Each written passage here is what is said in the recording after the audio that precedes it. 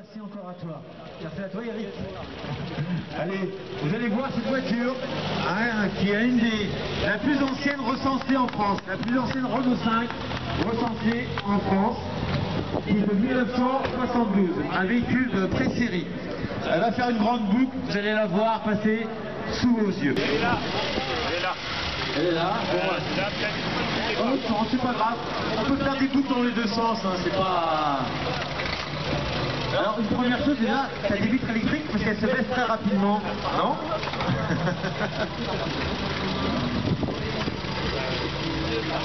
D'accord.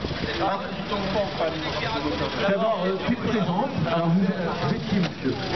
Alors moi je m'appelle Eric Godefroy, ça fait 40 ans que je roule dans des Citroën anciennes et 58 Citroën anciennes à mon parcours depuis j'ai l'âge de 18 ans. Donc, un citroëniste convaincu, hein, mais passionné avant tout d'avant-guerre. Alors parle-nous un peu de cette B14, caractéristiques, année de sortie.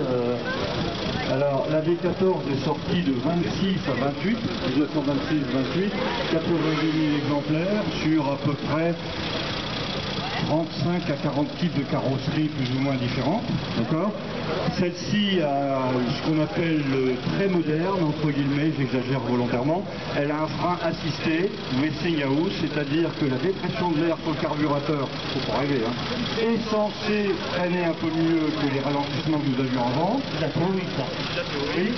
Par contre, elle fait tour de Bretagne tous les ans, 500 km à la Pentecôte. Elle a fait 10 tours de Bretagne, 10 fois 500 km. Sans problème, c'est un véhicule fiable.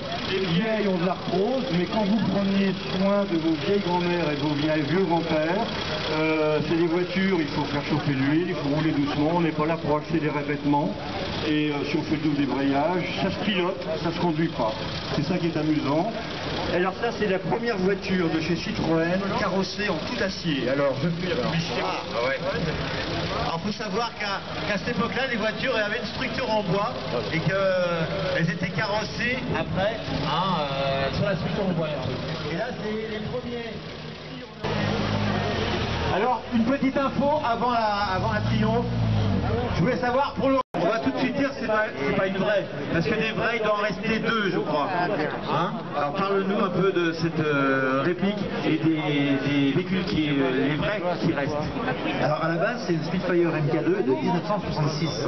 Elles ont fait le Mans en 64 et 65, un petit peu différentes selon les deux années. Et celle-ci est retransformée, mais vraiment à l'identique.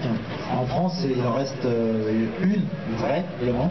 Elle est sur Paris, elle a un petit morceau depuis 89, et il reste une autre vraie, qui est en Angleterre par contre, qui est dans un musée.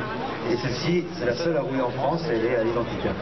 Triomphe avait fait 4 voitures de course pour les 24 heures du Mans, qui ont participé également à Sebring aux États-Unis, et également 4 voitures de rallye, qui étaient en bleu ciel, et qu'on couvrait un petit peu partout, autour de France, autour des Alpes, un petit peu partout en France.